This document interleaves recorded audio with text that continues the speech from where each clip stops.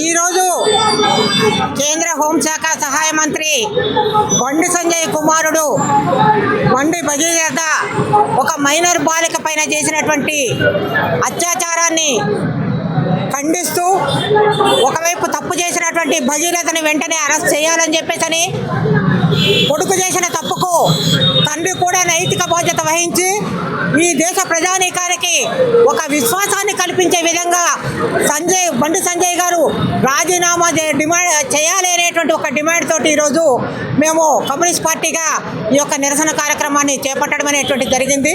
ఈరోజు బీజేపీ చాలా నైతిక విలువల గురించి మాట్లాడుతూ మహిళల రక్షణ గురించి పెద్ద పెద్ద మాటలు మాట్లాడుతుంది. బేటీ బచావో బేటీ పడావో ఇట్లాంటి నినాదాలు చాలా ఏమంటారు చాలా ఇన్స్పైరింగ్ నినాదాలు ఇస్తూ ఉంది. కానీ ఈరోజు వాళ్ళకు బీజేపీకి సంబంధించినటువంటి ఎమ్మెల్యేలు ఎంపీలు చేస్తున్నటువంటి అరాచకాలు అత్యాచారాలు ఏ రకంగా ఈరోజు నరేంద్ర మోడీ గారు సమర్థిస్తున్నారో అర్థం కావట్లేదు. ఈరోజు ఈ ఒక్క ఘటనే కాదు, ఇది ఎట్లా జరిగింది అంటే ఒక 2002 నుంచి గోద్రాఘట్లలో ఎవరైతే బాధితురాలు ఉందో బిల్కిస్ బానోను అందులో తప్పు చేసిన 11 మందిని రిలీజ్ చేసిన తర్వాత బీజేపీ కార్యకర్తలు పూలదండలు వేసి వాళ్ళు నిర్దోషులని చెప్పి తీసుకుపోయినప్పటి నుంచే ఈ యొక్క పతనం మొదలైందని మాత్రం మేము ఫీల్ అవుతూ ఉన్నాము.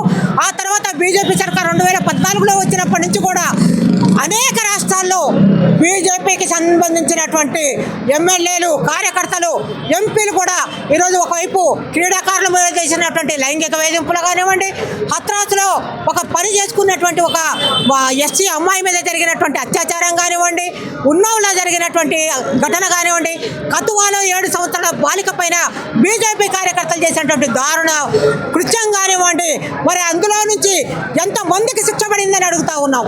శిక్ష పడకుండా ఏంటంటే పాపం బాధితులే ఈరోజు అంతర్ధానం అయిపోయినటువంటి పరిస్థితి. కతువాలో కూడా కుటుంబాలని బయటికి తోలేశారు.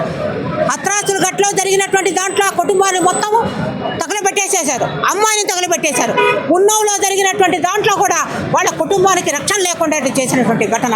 అదేవిధంగా మీరు ఒకవైపు క్రీడాకారుల మీద లైంగిక వేధింపులని బాహాటంగా తెలుస్తూ వాళ్ళకి మద్దతుగా దేశంలోని క్రీడాకారులందరూ వచ్చి కూతుంటే ఆ రోజు మరి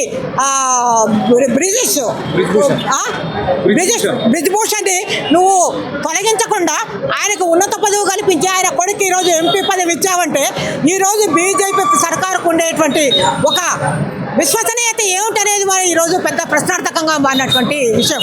ఈరోజు అదే బండి సంజయ్ అదే తానులో ముక్క కాబట్టి ఈరోజు రామచంద్రరావు ఏమంటున్నాడు, బండి సంజయ్ కొడుకు చేసిన దానికి సంబంధం లేదంటే ఈరోజు బండి సంజయ్ కేంద్ర హోం సహాయక మంత్రి, ఈ దేశంలో రక్షణ కల్పించేటువంటి ఒక రక్షణ వ్యవస్థలో ఉండగలిగినటువంటి మంత్రి, మరి నువ్వే నీ కొడుకు తప్పు చేస్తే నువ్వు శిక్షించలేనటువంటి వాడు దేశంలో ఉండేటువంటి నేరస్తులను నువ్వేం శిక్షిస్తావు? అసలు నీకు నైతిక బాధ్యత ఉందా? ఈరోజు ఏ ఒత్తిడిలకు మరి రేవంత్ రెడ్డి గారు గత 5-6 రోజులుగా బండి భగీరథను పట్టుకోవడంలో అలసత్వం వహిస్తున్నారు, అర్థం కావట్లేదు. రేవంత్ రెడ్డి గారు మీ ప్రజాపాలన అనుకుంటే ఈ రాష్ట్రంలోని కోట్ల మంది మహిళలు మీకు ఓట్లు వేసి మీకు అధికారం కట్టబెట్టారు. ఈ రాష్ట్రంలో ఈ రకమైన మహిళల మీద జరుగుతున్నటువంటి అత్యాచారాన్ని, మహిళల మీద జరిగే ఒక మైనర్ బాలిక మీద జరిగిన అత్యాచారాన్ని మీరు చిత్తశుద్ధితోటి కాంగ్రెస్ ప్రభుత్వం తప్పు చేసిన వాడికి శిక్ష పడేలాగా, బాధితులకి న్యాయం జరిగేలాగా మీ ప్రభుత్వం వ్యవహరించినప్పుడే మీ మీద విశ్వాసం ఉంటుంది తప్ప లేకపోతే రాబోయే రోజుల్లో మీకు సీతాపతి సాపేక్షలాగా ఉంటుందనేటువంటి మాత్రం హెచ్చరిక చేస్తూ ఉన్నాము. బాధితులకి న్యాయం జరగాలి, ఆ కుటుంబానికి రక్షణ జరగాలి, నిందితుడు శిక్షించబడాలి. బండి సంజయ్ గారు నైతిక బాధ్యత వహించి రాజీనామా చేసి ప్రజల యొక్క విశ్వాసాన్ని చూరగొనాలని మాత్రం డిమాండ్ చేస్తూ ఈరోజు భారత కమ్యూనిస్ట్ పార్టీ ఈ యొక్క నిరసన కార్యక్రమం చేపట్టింది. రాబోయే రోజుల్లో ఇది ఏమాత్రం కూడా దీంట్లో రక్షణ కల్పించలేకపోయినా, అరెస్టు చేయకపోయినా, బండి సంజయ్ రాజీనామా చేయకపోయినా కమ్యూనిస్ట్ పార్టీ తరఫున ఉద్యమాన్ని తీవ్రతరం చేస్తామని మాత్రం హెచ్చరిస్తాం. బండి సంజయ్ హోమ్ మినిస్టర్ సహాయక మంత్రి కాబట్టి కావాలని అమ్మాయి ట్రాప్ చేసింది, డబ్బులు డిమాండ్ చేసిందని చెప్పేసి బీజేపీ. అది ఏమి కాదు, ఒక అమ్మాయి బయటకు వచ్చి నా మీద అన్ని అత్యాచారం జరిగిందని చెప్పడానికి రేపు పొద్దున పిల్ల భవిష్యత్తు ఉండకూడదా? రేపు అమ్మాయికి పెళ్లి కావాలా? రేపు ఆ పెళ్లి చేసుకోవాలనుకుంటే ఈ రకమైనటువంటి తప్పుడు ఆరోపణలు చేసిన పిల్లని ఎవరు పెళ్లి చేసుకుంటారు? మామూలుగా ఉన్న వాళ్ళకే పెళ్లిళ్ళు జరగట్లేదు. ఈ రకంగా నా మీద అన్యాయం జరిగింది, నా మీద అత్యాచారం జరిగిందనే పిల్ల రేపు అమ్మాయి భవిష్యత్తు ఏమిటనేది ఆ అమ్మాయి భవిష్యత్తు ఏమిటని ప్రశ్నిస్తూ ఉన్నాము. ఈ రోజు ఇతను ఒక్కడిని వదిలిపెడితే రేపు ఇంకో ఎంతమంది నాయకుల పిల్లలు ఈ రకమైనటువంటి అత్యాచారాలకు పాల్పడతారనేటువంటిది. అంటే చట్టాలు ఎప్పుడు చుట్టాలు కాకూడదు. చట్టము తన పని తను చేసుకుంటూ పోవాలా. తప్పు చేసినటువంటి నేరస్తుల్ని శిక్షించే విధంగా మన క్రైమ్ బ్యూరో వాళ్ళు చెప్తా ఉన్నారు.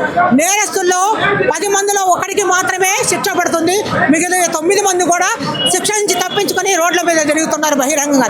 ఆ బహిరంగంగా తిరిగేటువంటి వాళ్ళు మరిన్ని నేరాలు చేస్తూ ఉన్నారు. నిందితుడికి ఒక నేరస్తుడికి తగిన శిక్ష పడినట్టయితే ఇలాంటివి అంటే భవిష్యత్తులో నేరాలు జరగకుంటుంటాయనేది మేము మహిళా సంఘాలుగా మొదటి నుంచి డిమాండ్ చేస్తున్నాం. తప్పు చేసిన వాడికి శిక్ష పడాలి. ఆ భయం అనేటువంటిది ప్రజల్లో లేకుండా పోయింది.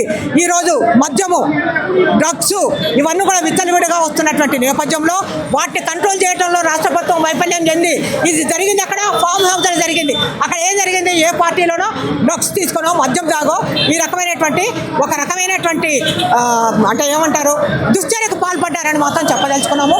ఎవరైనా సరే ఎంతటి స్థాయిలో ఉన్నా సరే వాళ్ళు తప్పు చేసినప్పుడు శిక్ష పడాల్సిందే.